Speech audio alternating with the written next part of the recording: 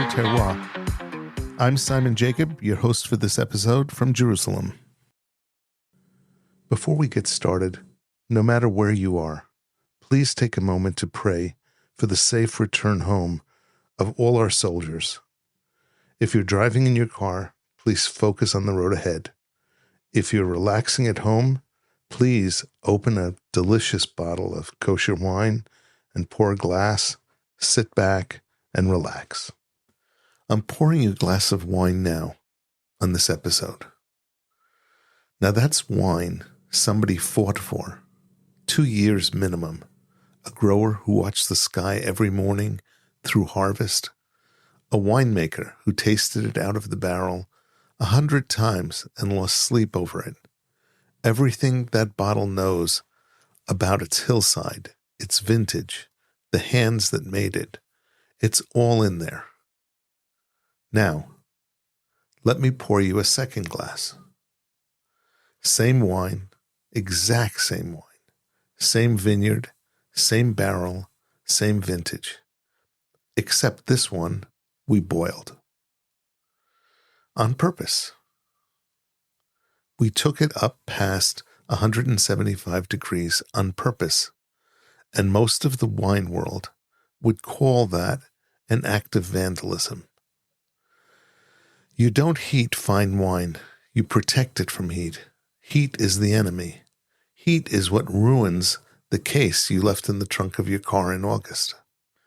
And yet, for a huge part of the wine I care about, the kosher wine world, heating the wine isn't the crime, it's the solution. It's the thing that lets the wine do its job in the real world. There's a single Hebrew word for it. It's called Mevushal, cooked. Welcome to the Kosher Terroir. I'm your host, Simon Jacob, and I want to take on the most misunderstood word in all of kosher wine, Mevushal. Here's what's strange about that word. Depending on who you ask, it means 3 completely different things. Ask a wine drinker, even a serious one, even one who keeps kosher, and Mevushal lands like a verdict. It means lesser. It means the cook stuff, the wedding stuff, the wine you don't think too hard about. People say it the way they'd say boxed. Ask a skeptic, somebody looking at the religious law from the outside, and Mevushal sounds like a loophole. A technicality, a way to get around an ancient rule by heating your way past it. But ask a caterer. Ask the person running the bar at a wedding with 400 guests and a waitstaff of strangers. Ask the rabbi supervising the hotel kitchen. To them, Mevushal isn't lesser. It isn't a loophole. It's the thing that makes the entire night possible. It's a small daily miracle. 3 people, 1 word, 3 completely different stories, and every one of them is a little bit right, and every one of them is missing most of the picture.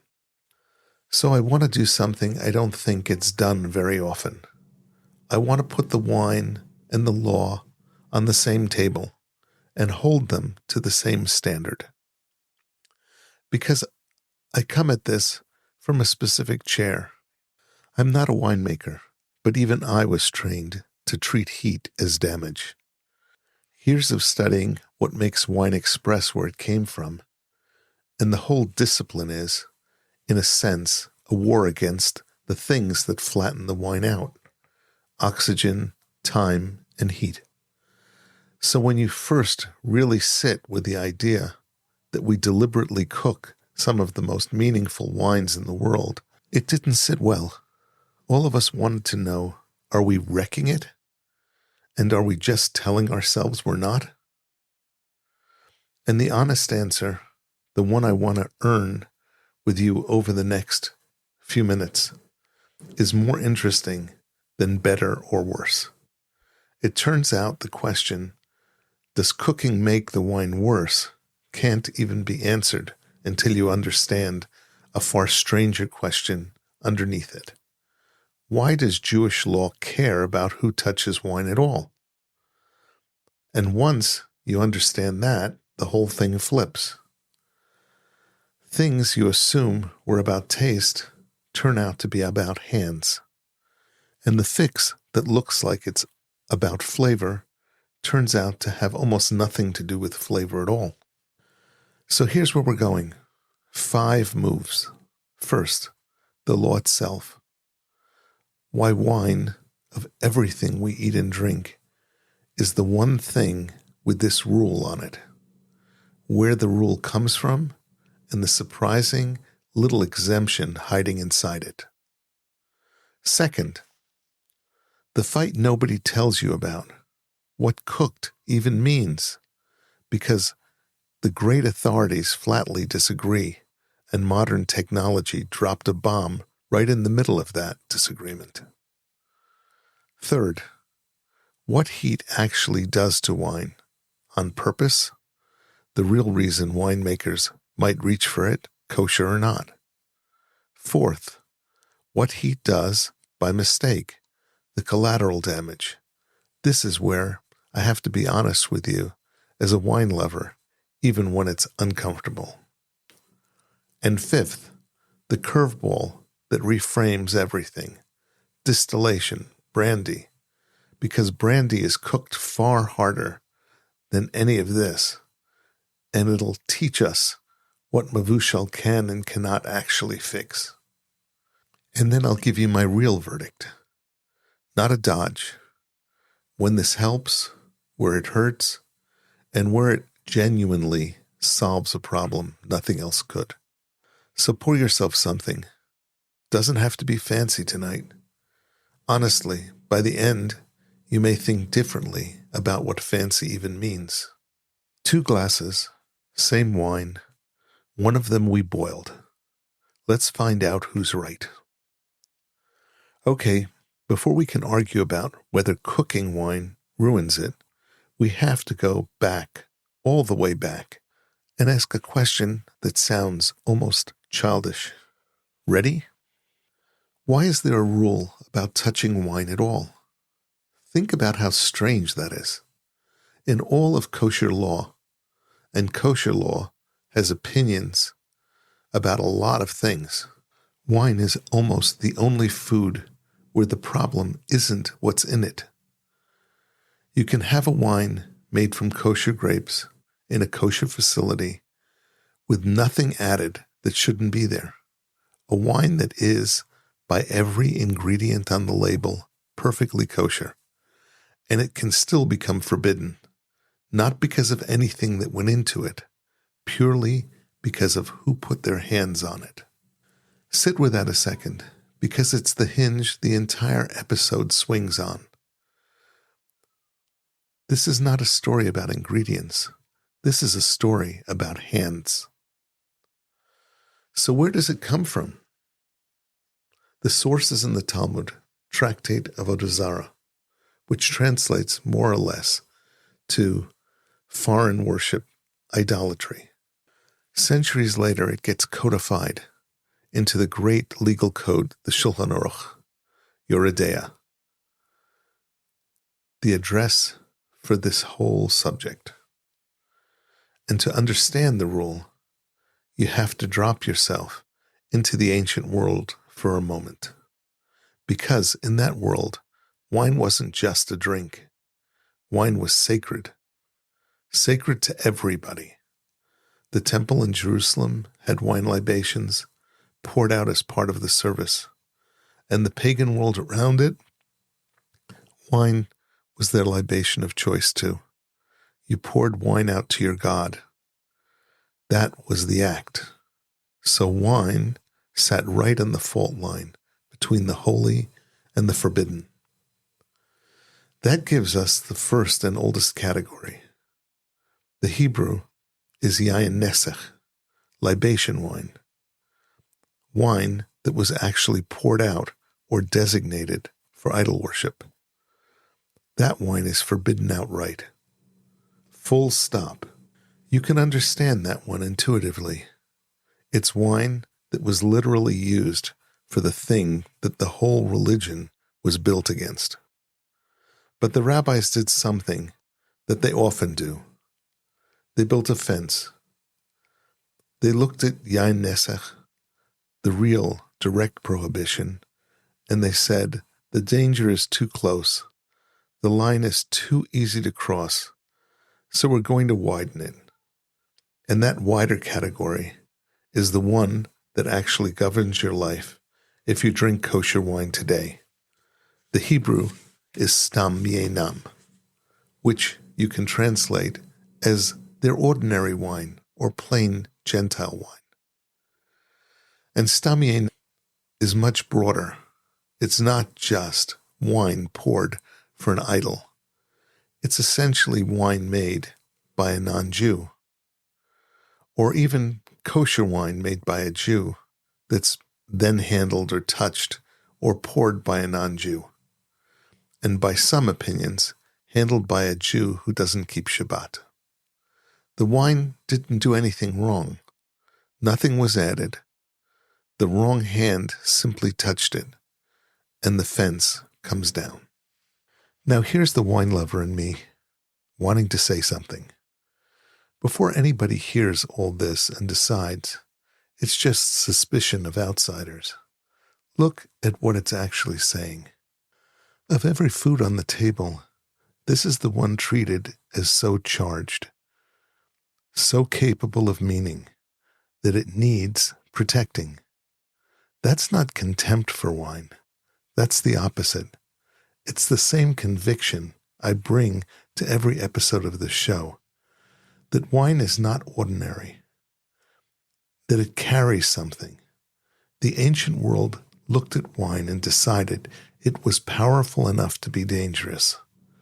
As a wine lover, I can't entirely argue with them. Okay, so that's the problem. Gentile wine, or kosher wine in the wrong hands, is off the table. That's the wall. And now, right here, in the same ancient text, the rabbis cut a door into their own wall.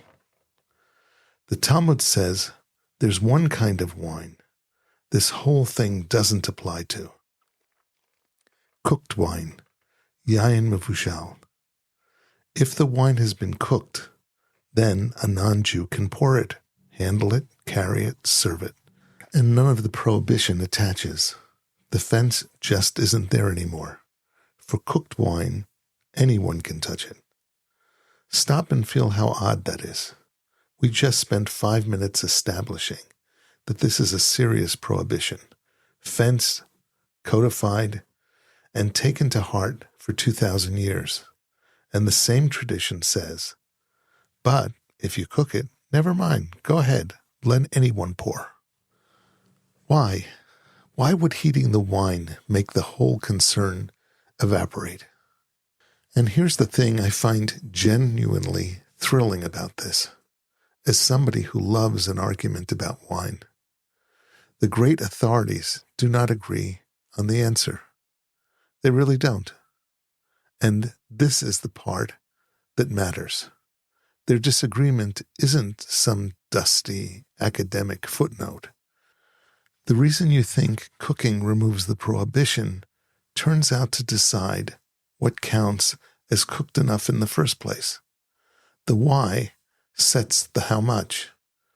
Hold on to that. It's going to come back and detonate in the next section. So let me give you the big 3 explanations. 3 rabbis, 3 reasons. I'll keep them clean. The first is Maimonides, the Rambam, the towering medieval codifier.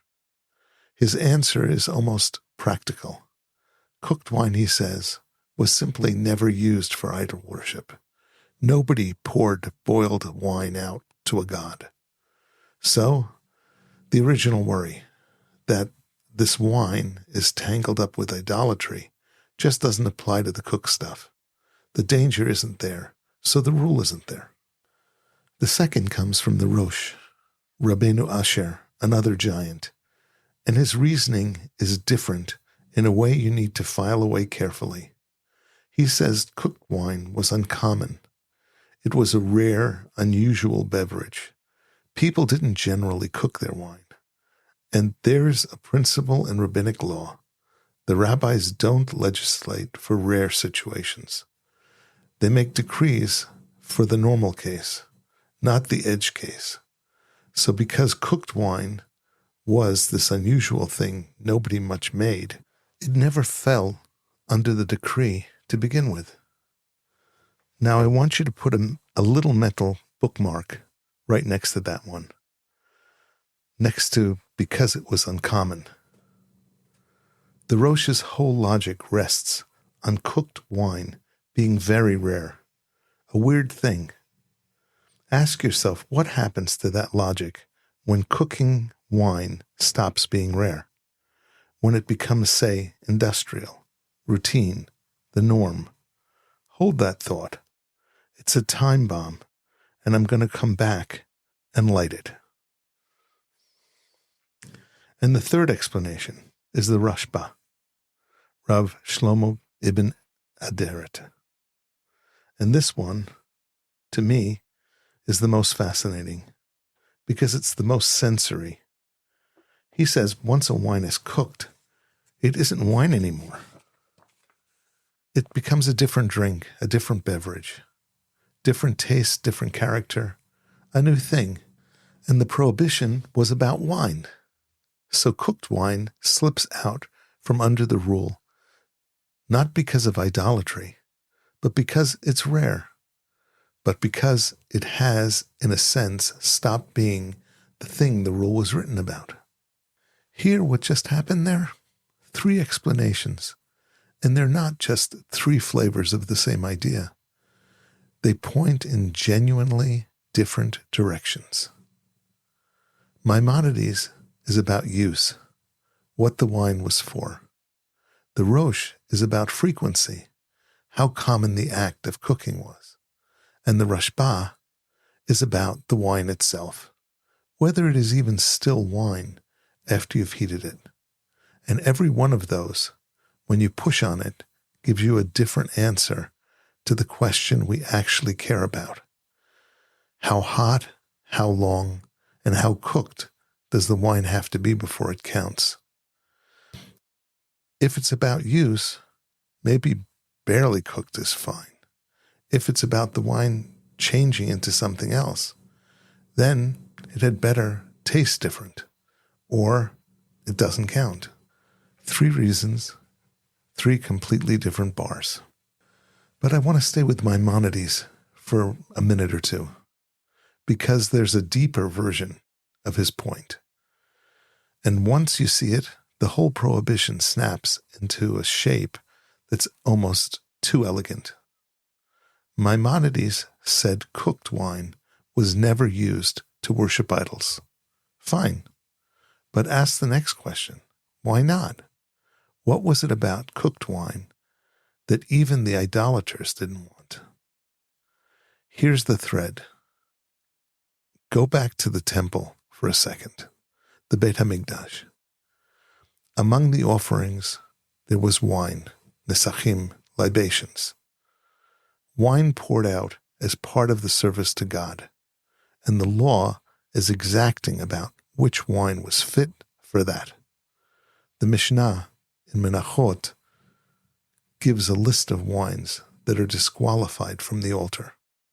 Wine that's turned, wine that's been smoked, and right there on the list, wine that has been cooked.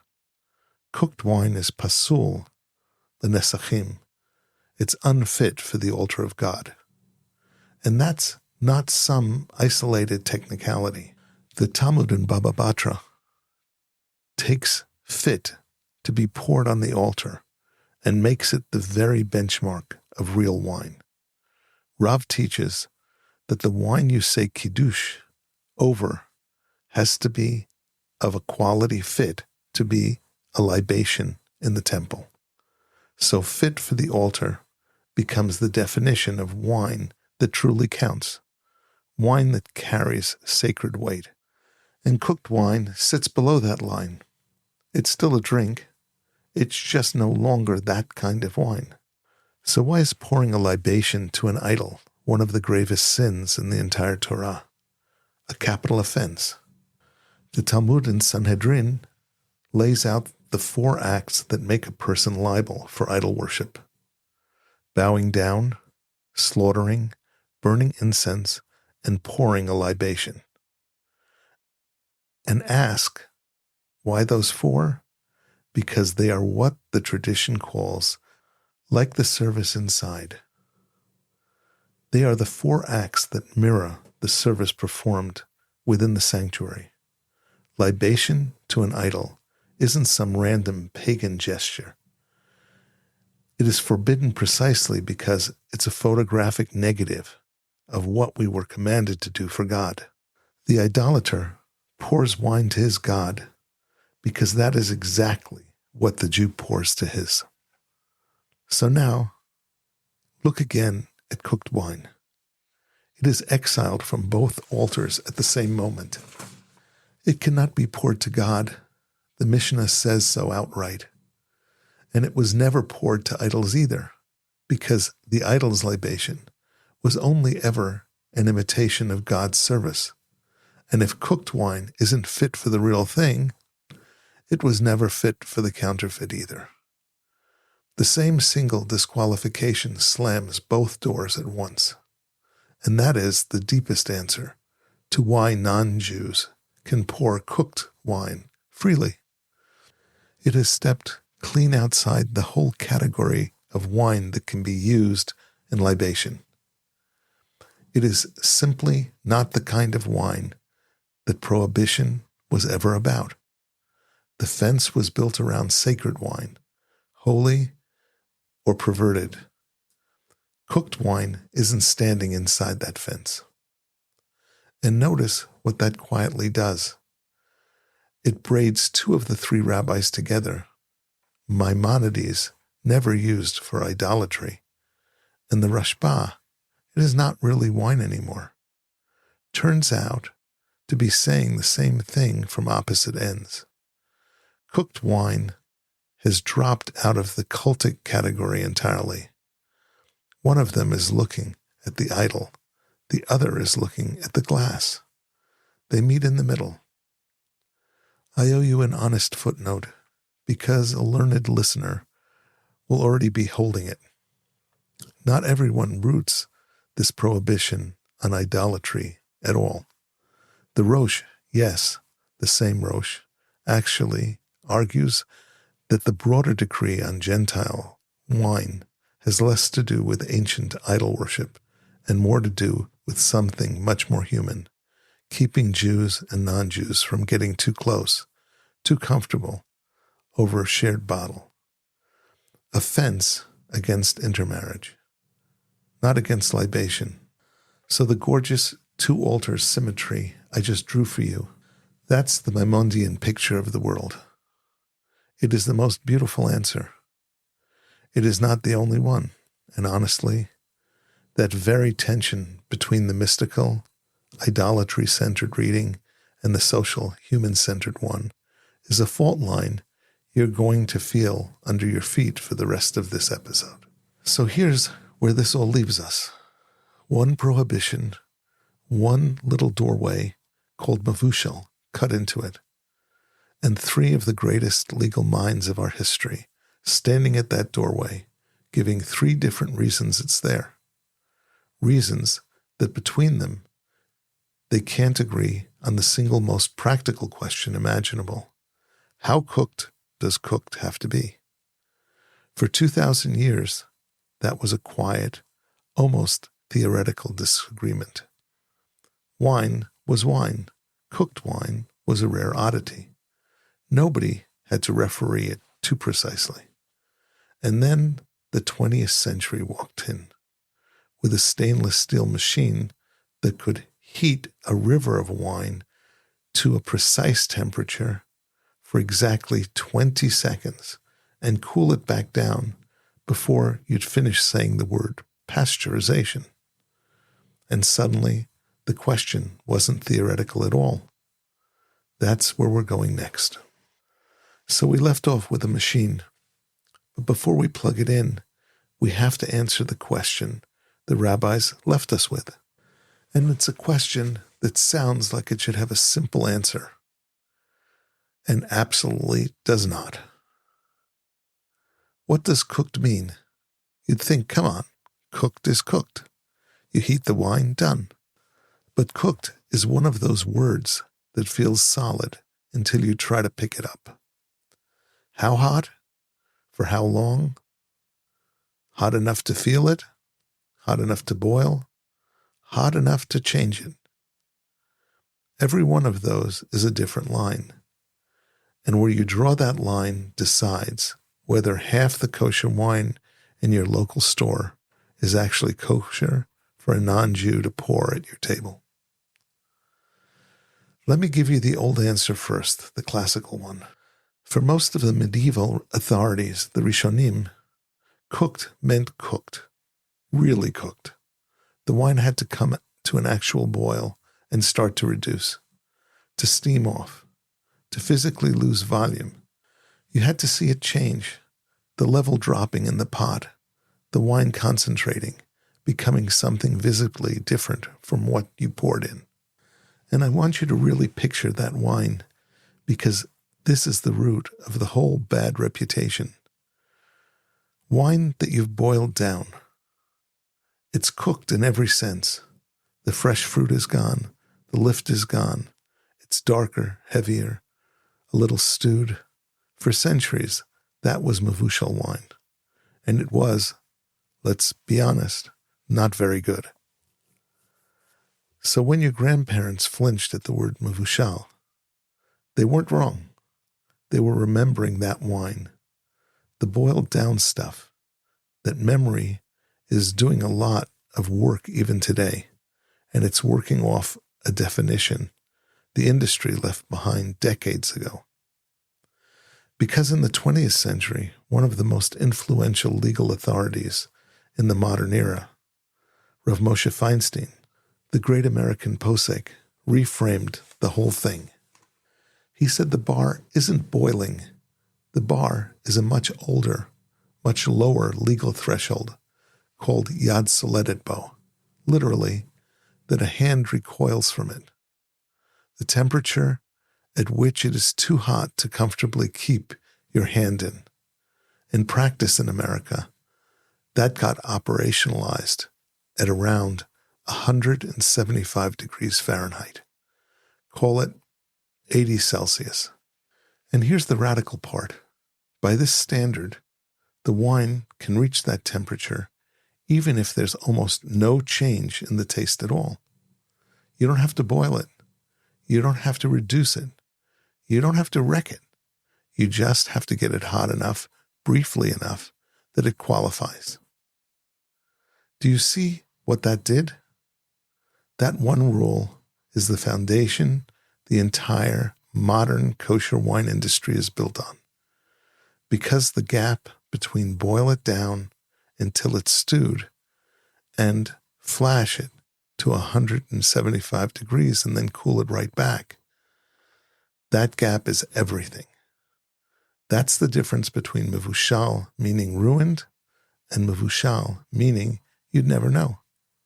Rav Moshe's threshold is what made it possible to have a cooked wine that's still recognizably a good wine, and the prevailing custom in America, the minhag, follows him. So that's settled, right? 175, done. Everybody go home. No, not even close. Because plenty of serious authorities looked at that and said, not so fast. Listen to Rav Shlomo Zalman Auerbach, one of the towering voices of the 20th century law from Jerusalem. He said heat alone isn't enough. For wine to be truly mevushal, the cooking has to cause a noticeable change in the taste, the color, or the aroma. Something you can actually perceive has to be different. And I want you to notice why he'd said that. Go back to the Rashba from the last section, the one who said cooked wine isn't wine anymore. If the whole reason cooked wine is exempt is that it's become a different drink, then it had better actually be different. You'd better be able to tell. No perceptible change, no exemption. File that one away too, because it sets up the cruelest irony in this entire episode, and I'll spring that on you later. Then there's the Selma Rav, who actually held a stricter line, a minimum of around 190 degrees, pushing up towards that old, real boiling standard, closer to the stewed pot, then to the flash. And then the big one, the bomb, I asked you to bookmark in the last section. Rav Elyashiv may be the most authoritative voice of his generation. Remember the Rosh's reasoning? Cooked wine is exempt because it's uncommon, because the rabbis don't make decrees for rare situations. Rav Elyashiv looked at that logic and at the modern world and said, in effect, that reasoning has expired. Cooked wine used to be rare, but today, pasteurizing wine is standard industry practice. It's everywhere. It is the furthest thing from uncommon. And if the exemption was built on cooking being rare, and cooking is no longer rare, then on what grounds does that exemption still stand? That's no small objection. That is pulling on the foundation. And it's why some of the most stringent communities won't rely on Mevushal at all. They hear Rav Elyashiv, and they're out. The very ubiquity that made Mevushal commercially possible is, by his logic, the thing that undermines it. The success is the problem. So now, let's finally plug in the machine, because all of this was theoretical until the technology arrived that lands right in the crossfire. It's called flash pasteurization. The industry term is HTST, high temperature, short time, and it is exactly what it sounds like. The wine is pumped through a heat exchanger and brought up very fast, red wine typically to around 180 degrees Fahrenheit, white a little lower, held there for less than a minute. Some systems do it around 162 degrees for 20 seconds. And then the wine's crash-cooled immediately, all inside a sealed system, in and out. The wine is never sitting in a hot, open pot. It's a flash, hence the name. And now watch what happens when you hold that one process up against the three rulings we just laid out. Even though it's the same wine, the same machine, it gets three different verdicts. Rav Moshe Feinstein's standard, it cleared 175 degrees in a sealed system. That's Mevushal, green light. Rav Auerbach's standard, prove it. Show me a noticeable change in taste, color, or aroma. The flash pasteurization is designed to be so fast and so gentle that experts genuinely argue about whether it changes anything perceptible at all. So, by Rav Auerbach's test, maybe it qualifies, maybe it doesn't. Depends on whether you or your trained palate can actually taste the difference. And Rav Elyashiv's standard, doesn't matter how hot, doesn't matter how fast. It's commonplace, and commonplace is the whole problem. Red light. One machine, one wine, three answers ranging from perfectly fine to this whole category no longer works. And here's what I find so beautiful and so maddening about where this leaves us. The law by itself cannot finish the argument.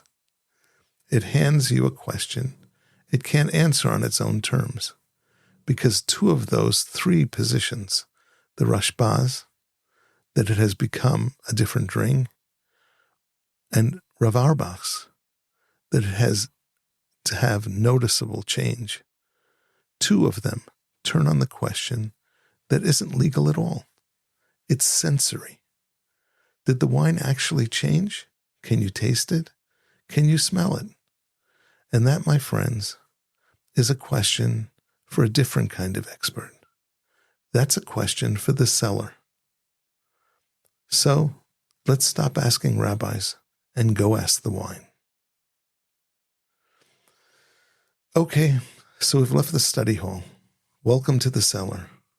And I want to start the section by telling you something that surprises almost everybody who only knows pasteurization as a kosher thing.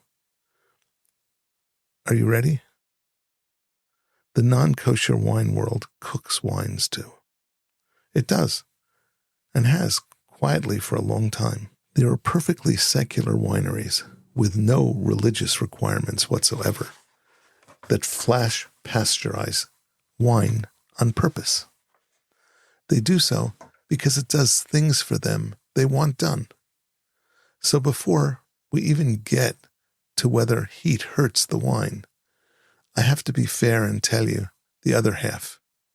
Sometimes you heat wine because it genuinely helps. Heating wine is a real winemaking tool. It was a tool before it was even a kashrut solution. The kosher world didn't invent it. The kosher world adopted a technique that was already sitting on the shelf. It just gave it a second job. So let me put on my wannabe winemaker hat, the practical one, the one that's not concerned about the religious question at the moment, and tell you what we're actually buying when bringing wine up to a temperature on purpose. The first thing, and the biggest, is stability, specifically killing things. The uncomfortable truth about wine is that it's alive, and not everything living in it is your friend. There is spoilage organisms that would love to make a home in your bottle. There's a yeast that they commonly call Brett that throws aromas people charitably call barnyard and less charitably call worse. There are acetic acid bacteria, which is a polite way of saying bugs that turn wine into vinegar. And then there's stray Saccharomyces, ordinary fermentation yeast that can wake back up. And that last one matters enormously if your wine has any residual sugar left in it. Because a wine with a little sweetness left, plus live yeast, plus a warm shipping container, that's a re-fermentation waiting to happen. That's a bottle building up pressure and fizz that was never supposed to be there. It's a grenade with a pin half out. Heat pulls the pin out and throws it away. You bring the wine up to temperature, you knock those organisms out, and the wine becomes biologically quiet, stable. It's not going to surprise you in the warehouse in July. The second thing we're buying is what we call protein stability. Stay with me. This one's elegant. Wine naturally carries proteins, and certain of those proteins are heat sensitive, meaning if the finished bottle ever gets warm, they can clump up and throw a haze. The wine gets cloudy.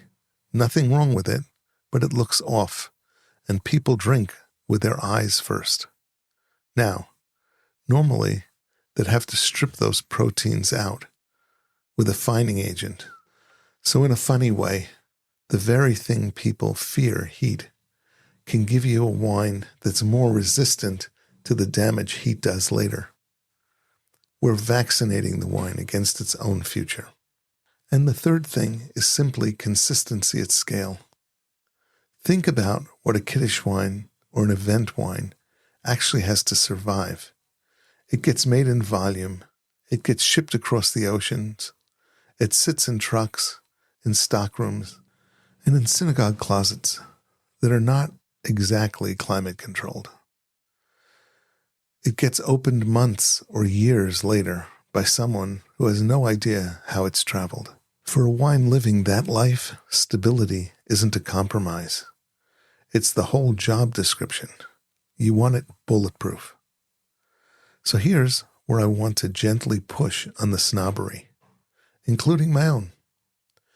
Because if you match the technique to the right wine, the thing heat does on purpose aren't a wound at all. They're a gift. Long-time listeners have heard me say this in other contexts. There's a right tier of wine for every job. A bright, fruit-forward, drink it this summer white, a juicy young rosé, a simple, joyful red, meant to be poured cold and finished tonight, not pondered for a decade. For those wines, the wines built for freshness and convenience and volume, pasteurization barely costs you anything and hands you stability, shelf life, and a wine that shows up tasting the way the winemaker intended, no matter how rough the trip was. That's not vandalism. That's good stewardship of an honest bottle. And there's one category where it's not even a debate. It's a clean, total win. Grape juice. Kosher grape juice is by definition cooked, and nobody mourns the lost aging potential of grape juice because grape juice was never going to age. Same with the lightest, simplest, drink young wines. There's almost nothing you were ever going to use, and you gain a product that's stable, safe, and ready for a table full of strangers' hands. Mevushal at its absolute best, the right tool on exactly the right wine. So if that were the whole story, this would be an easy episode. Heat the simple stuff, everybody wins. Good night. But you noticed what I kept doing just now, didn't you? I kept saying the right wine, the simple wine, the young wine, the one that wasn't going to age anyway. I was being careful on purpose because there's another set of wines, the serious ones, the aromatic ones, the ones built to grow up slowly in a cellar. And for those, heat doesn't send a gift, it sends a bill. Here's where I have to be honest with you, even though it complicates everything I just said, because the same heat that quietly stabilizes a simple wine does something else on the way through, something you didn't ask for and can't fully control. Call it collateral damage, and it lands hardest on exactly the wines you'd least want to hurt. Let me tell you where the real casualty is. It's the top notes, the perfume, the first thing your nose catches when the glass comes up. There's a family of aroma compounds called terpenes. And terpenes are not a small thing. They are the signature, the fingerprint of some of the most distinctive grapes on earth. That heady floral lift in a muscat, the lychees and rose in a Gewürztraminer, the bright citrus and petrol perfume of a great Riesling. That's terpenes. That's the grape announcing exactly who it is before the wine even touches your lips. And heat burns them off. The studies on aromatic varieties are genuinely sobering. Heat treatment can cut terpenes by as much as 68%, 2/3 of the perfume gone. So the wines that have the most to say, the most aromatic, the most varietally outspoken, are precisely the wines with the most to lose. Heat doesn't politely take a little off the top of everything. It targets the very thing that made those grapes special. And then it does something sneakier, which I find even more interesting. It doesn't just turn the volume down on the aromatics. It can change the station, because while heat is destroying terpenes, it is simultaneously raising a different group of compounds, yeast-derived esters, the acetate esters. One study found those jumped by around 85%, driven by something called isoamyl acetate. And you know isoamyl acetate, even if you don't know the name. It smells like banana, like a ripe banana, or pushed too far, like banana candy or nail polish. So, put those two effects together and hear what actually happens in the glass. You quiet down the distinctive, the floral, this is a Riesling signal, and you nudge up a generic, fruity, banana-ish ester character. You don't make the wine quieter. You subtly make it a different wine, a little more anonymous, a little more fruity white, and a little less the specific thing the vineyard grew. That's the part that stings the winemaker. They spend their whole careers trying to make the place and grape speak clearly, and heat, by mistake, gently talks over them. And there's the second cost. It's the serious one, the one the top producers actually lose sleep over. It's aging. The charge is this: pasteurization may blunt the wine's ability to develop in the bottle, to do the slow, magical thing great wine does over 10 or 15 or 20 years, where the fruit recedes and these tertiary notes emerge, leather and truffle and dried flower. And the whole thing knits together into something that could never have been at release. The worry is that when you cook the wine, even gently, you may quietly close that door. You get the wine it is today, but you may have forfeited the wine it could have become. And here's the tell, the thing that tells you the people closest take this seriously. Walk into the cellar of nearly any top-tier kosher producer and look at their flagship wine, their age-worthy, serious, lay-it-down red. It will almost always be non-Mevushal. They will not cook it. They'd rather give up the serving convenience entirely than risk the 10-year payoff. That's not snobbery. That's a bet with real money on it, made by people who know the wines best.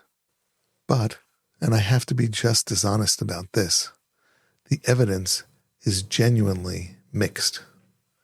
I'm not going to tell you the science is settled, because it isn't. Blind tastings are all over the map. Some expert panels taste Mevushal and non-Mevushal side by side and find no reliable difference. They literally cannot pick which descriptor goes with which glass. Other tasters swear up and down that they can spot a cooked wine every single time. The honest, unsatisfyingly correct answer is, it depends. It depends on the wine. It depends on the process. It depends on the grape and how aromatic it was to begin with, and how gentle the pasteurization was, and how long you're aging it. It depends. It's a terrible soundbite, and it happens to be the truth. But here's the part I promised you back in the temperature fight, the cruel little irony, and once you see it, you can't unsee it. Remember Rav Auerbach? His standard for the wine to count as Mevushal, to actually be exempt, was that the cooking had to cause a noticeable change. You had to be able to perceive it, taste, color, or aroma. Something had to be detectably different. Now think about what every kosher winemaker on earth is striving for. They are spending enormous effort and real money on better and gentler pasteurization technology for one reason: to make the change unnoticeable, to cook the wine so deftly that you could never tell. Our entire goal is to defeat the very perception that Rav Auerbach says is required. So let's follow that to the end. The better they get at their job, the more invisible the heat, the more the wine tastes exactly like its non-cooked twin, the more our wine arguably fails Rav Auerbach's test. Because if you can't notice any change, by his logic, has the wine truly become Mevushal at all? Let's sit with that for a second. The winemaker's success is halacha's problem. Good winemaking and one school of Jewish law are pulling in opposite directions. And the more we win, the more we lose. There is no clean way out of this paradox. It is just genuinely, beautifully stuck. So that's the bill Heat sends. Lost perfume on aromatic wines, a real question mark over aging on the serious ones, and a philosophical knot where doing the job well undermines the very thing the cooking was for, which would make you think the more you cook wine, the worse it all gets, right? More heat, more damage, more problems. So let me show you the one case that breaks that rule completely. The case where we cook wine harder than anything we've talked about tonight. Boil it absolutely to pieces. And something very strange happens. Let's talk about brandy. So everything we've built so far points one direction. Heat is a dial. Turn it up, you get more stability, you get more damage. Turn it down, and you keep the perfume, but lose the protection. More cooking, more change. That's been the logic of the whole episode. Now let me break it. Because there's a way of cooking wine that is more violent than anything we've discussed. Not 175 degrees for 20 seconds. I'm talking about boiling the wine so completely, so relentlessly, that you tear it apart molecule by molecule and capture the vapor. That's distillation. And the wines that have been through it have names that you know: brandy, cognac, and armagnac, and grappa made from pressed skins. Every one of them starts as wine and ends up as spirit. And the bridge between the two is fire. You cannot make brandy without boiling wine. It's not optional. It's the entire process. The whole point is to drive the alcohol up and out as a vapor and leave the water behind. So here's the question that should be forming in your head right now. If flash pasteurization, a quick gentle warming, is enough to make a wine Mevushal, then what is distillation? Distillation isn't a flash. It's a total, sustained, violent cook. It's the most thoroughly cooked that wine can be. And the answer is exactly what you'd guess. Brandy is inherently Mevushal, by definition. You don't have to do anything special. You don't need a special pasteurization step. You don't need a ruling about temperature thresholds. The act of distilling is cooking. Cooking past any standard anyone ever proposed. The wine got boiled to its absolute limit. So the whole who may touch it question, the thing we spend this entire episode on, for the spirit itself, that question is simply gone. A non-Jew can handle this distillate freely, settled. So that means all brandy is kosher, right? It's maximally cooked. It's inherently Mevushal. Case closed. Pour the cognac. Unfortunately not. And why not is to me the single most clarifying point of this whole subject. It rearranges everything. Here is it. Brandy, cognac, They all need kosher certification anyway. Real, dedicated, supervised kosher production. A random bottle of French cognac off the shelf is not kosher, no matter how thoroughly it was boiled. And if cooking removes the prohibition, how is that possible? Because of when the problem happened. Go back to the beginning of the chain. Before any of it reached the still, there was wine, ordinary wine. And if that base wine was made by or handled by a non-Jew, then the moment that happened, it already became stam yenam, forbidden. The damage was already done, back at the wine stage, long before anybody lit a fire under it. And here's the key. Cooking it afterwards does not undo that. You can boil that wine into vapor and back. You can turn it into the finest cognac in France. And the authorities are explicit. It retains the law of the actual wine. The original prohibition rides right through the still and out the other side into the bottle. Do you hear what that's telling us? It's telling us what Mevushal actually is and what it is not. Mevushal is not a cleaning agent. It is not a reset button.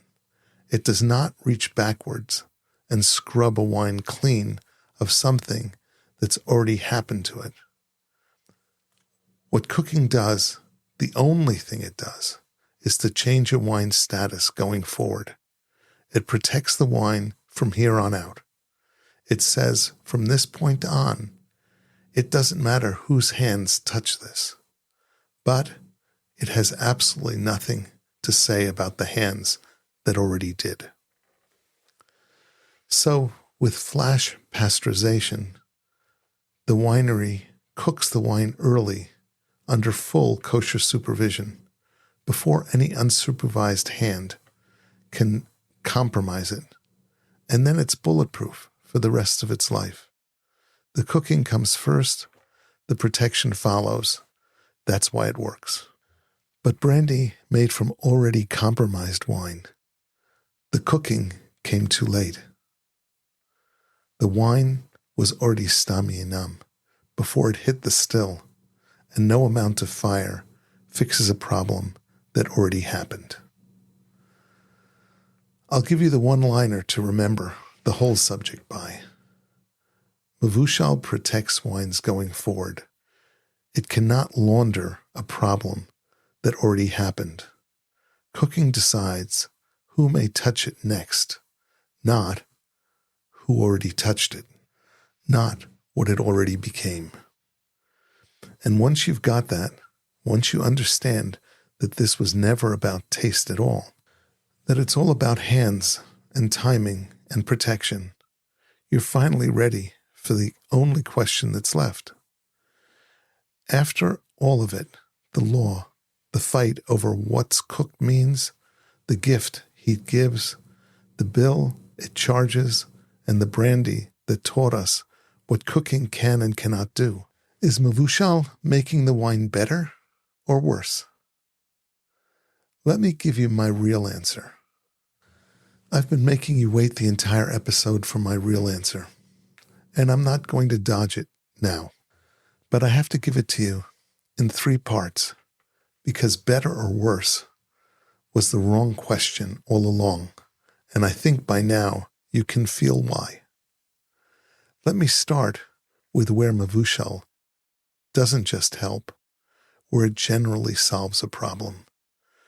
Completely the way nothing else could. Picture a wedding, 400 people, a dance floor, a long night, and a wait staff of total strangers. Good people doing their jobs, pouring wine all night long. Most of them aren't Jewish. None of this is a moral problem. But under everything we learned tonight, every glass those hands pour would, untouched by any other solution, become forbidden. The whole celebration runs aground on the technicality of hands. And then one move. The wine was cooked, early, under supervision, and suddenly all of it just works. Anyone can pour, anyone can carry the tray. The wine is now robust to the world it has to live in. That's the wedding. That's the hotel banquet. The synagogue kiddush, the restaurant. The wine shipped across the ocean by carriers who never knew or cared what it was. Mevushal is the thing that lets kosher wine exist out there, in the real, mixed, beautiful, complicated world, instead of being sealed away from it. So hear me clearly, because this is the part the snobs miss. That is not a loophole. It is not a cheat. That is a triumph. It is an ancient law and modern technology shaking hands so that Jewish families can celebrate the biggest night of their lives with everyone they love in the room and not have to choose between their tradition and their guests. On that, Mevushal is a quiet miracle, and I won't hear a word against it. But I promised you both sides all night. Let me tell you where it makes things harder. It costs you. It's another step, another expense. It puts a ceiling on the aromatic whites and the age-worthy reds. We heard that bill in detail, and it sits to this day on contested ground.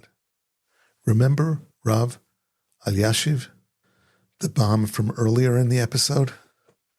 For the most stringent, the very success of pasteurization is what undermines it, and they won't rely on it at all, which means a winery that chooses to go Mevushal may gain a whole world of weddings and restaurants and simchas, and at the same time lose the most stringent corner of the market that won't touch cooked wine on principle. There's no free lunch. That's the real fork in the road, and the winemaker has to choose which road, knowing they can't have both. And then there's the broad middle, where Mevushal helps without solving, where the stability is real but modest, and the whole thing comes down to which wine. A gift to a bright young white that was built to be poured cold and finished tonight, a needless wound to the serious red you meant to lay down for 15 years. Same process, opposite verdict. It depends entirely on what the wine was for. Which brings me back to the 2 glasses I poured for you at the very top of the episode. Same wine, one of them we boiled. When I started, I asked who was right, the drinker who hears Mevushal and thinks lesser, the skeptic who hears loophole, or the caterer who hears miracle. And here's my real answer, the one I earned the right to give you over the last hour. Every one of them was answering a question about taste, and Mevushal was never fundamentally about taste. It's about hands. It's about time. It's about whether a wine can walk out into an imperfect world and still be what it is. Cooking a wine doesn't ruin it, and it doesn't redeem it. It makes a wine more available and more stable at a cost of some aromatic top end and some aging upside. That's the trade. That's the whole trade. So the wine in my left hand, the one we didn't cook, that one's for the cellar, for patience, for a night 15 years from now when it's finally ready and only the right hands will pour it. And the wine in my right hand, the one we boiled, that's the one for the wedding, for the 400 guests and the strangers' hands, and the joy that can't wait for anybody's supervision schedule. Neither one is the better wine. They answer 2 different questions, and the maturity, the real expertise, The thing I hope you take out of this episode is knowing which wine deserves which fate. Cooked isn't ruined. Cooked is a choice. It's a winemaker and a tradition, looking at a bottle and asking, not how good can this be, but what is this for? And having the wisdom to answer honestly. Reverence for the bottle you lay down, and joy with the bottle you pour for everyone. Those were never opposites. Those were just two glasses. And now you know exactly why one of them was boiled. This has been the Kosher Terroir. If this episode rearranged something for you, if you'll never say the word Mevushal quite the same way again, do me a favor. Send it to one person in your life who refuses to drink the cooked stuff. I'd love to be a fly on the wall for that conversation. Every source I've leaned on tonight, the Talmud in Avodah Zarah, the rulings, the aroma studies, is all in the show notes, so you can go argue with me from a position of strength. Next time, we're staying with this collision between old law and the modern cellar, and going somewhere you won't expect. Until then, drink the good stuff thoughtfully, drink the honest stuff joyfully, and cook the wine that was made to be cooked. I'll see you on the next pour.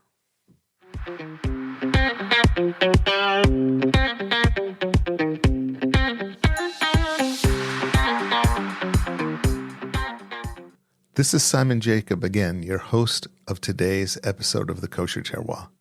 Please subscribe via your podcast provider to be informed of our new episodes as they are released. If you're new to the Kosher Terroir, please check out our many past episodes.